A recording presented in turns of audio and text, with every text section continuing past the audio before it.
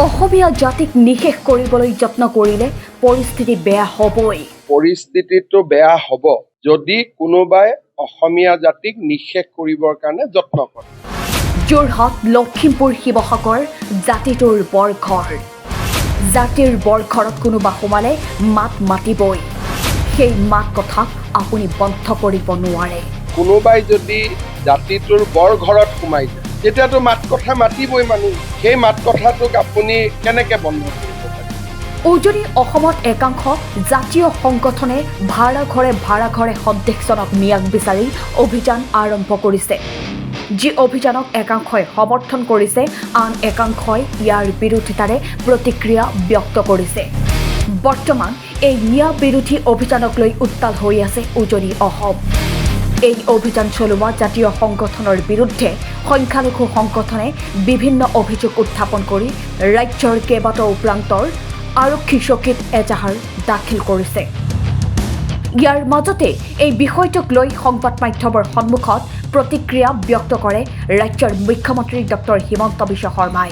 মুখ্যমন্ত্ৰীগৰাকীয়ে ক'লে, অসমত ভাড়াঘৰেই সমস্যা। প্ৰথম ভাড়াঘৰত যায়, তাৰ পিছত লাহেকে মছজিদ বনাই দিয়ে। অসমতো ভাড়াঘৰে সমস্যা। প্ৰথম ভাড়াঘৰত যায়, তাৰ পিছত লাহেকৈ গৰুটো পুতি দিয়ে, তাৰ পিছত লাহেকৈ মছজিদটো হয়, সত্ৰখন ওলাই গুচি আহে। তাৰ পৰা আইন হাতত তুলি নোলোৱাকৈ জাতিয়ে যিমান পাৰে সিমান আন্দোলন কৰক।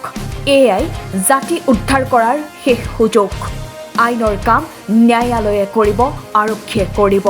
মোৰ মতেদি পৰিস্থিতিটো বেয়া হ'ব যদি কোনোবাই অসমীয়া জাতিক নিশেষ কৰিবৰ কাৰণে যত্ন কৰে। যেতিয়া কোনোবাই যদি জাতিটোৰ বৰঘৰত সোমাই যায় তেতিয়াতো মাত কথা মাতিবই মানুহে। সেই মাত কথাটোক আপুনি কেনেকৈ বন্ধ কৰিব পাৰিব? যদি এতিয়া আমি যিটো উৰিয়াম ঘাটত দেখিলোঁ, মই 2 এদিনতে আপোনাক লখিমপুৰৰ ভিডিঅ' দেখাম, হাজাৰ হাজাৰ মাটিত পুখুৰী কৰি লৈছে। তাত নেকি ক'তো গৰাখহনীয়াৰ কথা নাই। যদি গৰাখহনীয়া মাটি ভাঙা মানুহ হ'লহেঁতেন 1.5 কঠা মাটি ল'লেহেঁতেন, 2 কঠা মাটি ল'লেহেঁতেন।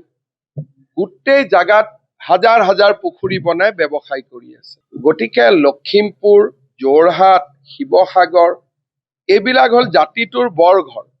আৰু জাতিটোৰ বৰঘৰত যদি কোনোবাই সোমাই যায় আৰু যদি কোনেও মাত নিদিয়ে, এই জাতিটো কোনে উদ্ধাৰ কৰিব? গতিকে আইন হাতত নোলোৱাকৈ মোৰ মতেদি জাতিয়ে সমস্বৰে মাত মাতিব লাগে। আৰু ইয়াৰ পিছত আৰু সুযোগ নাহে। খালি আইন হাতত ল'ব নালাগে।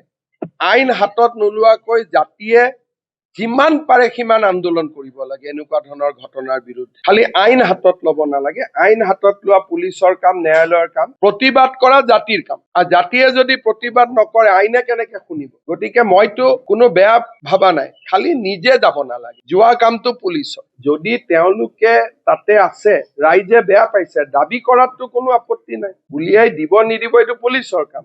কিন্তু মোৰ ভোক লাগিছে, ভোক লগা বুলি কোৱাত কি আপত্তি আছে? যদি কোনোবা মানুহ যি আমাৰ সভ্যতা সংস্কৃতিৰ লগত নিমিলে, মই ভাড়াঘৰত থাকো, কালি যদি ভাড়াঘৰটোত মই গৰু যে মইতো এইটো খাব পাৰো, ওচৰত মন্দিৰটো কেনেকে থাকিব? মন্দিৰটো উঠি যাব। গতিকে অসমতো ভাড়াঘৰে সমস্যা। প্ৰথম ভাড়াঘৰত যায়, তাৰ পিছত লাহেকৈ গৰুটো কাটি দিয়ে, তাৰ পিছত লাহেকৈ মছজিদটো হয়, সত্ৰখন ওলাই গুচি আহে। তাৰ পৰা অসমতো সেইটোৱে পেটাৰ্ণ। গতিকে সেই পেটাৰ্ণটো ছাত্ৰ সংগঠন, ৰাজহুৱা সংগঠনে এক্সপ'জ কৰাত কোনো আপত্তি নাই। কিন্তু ফাইনেল কামটো কৰিব নালাগে। আপুনি ভাড়াঘৰত যাব নালাগে। যোৱাৰ কামটো আমাৰ।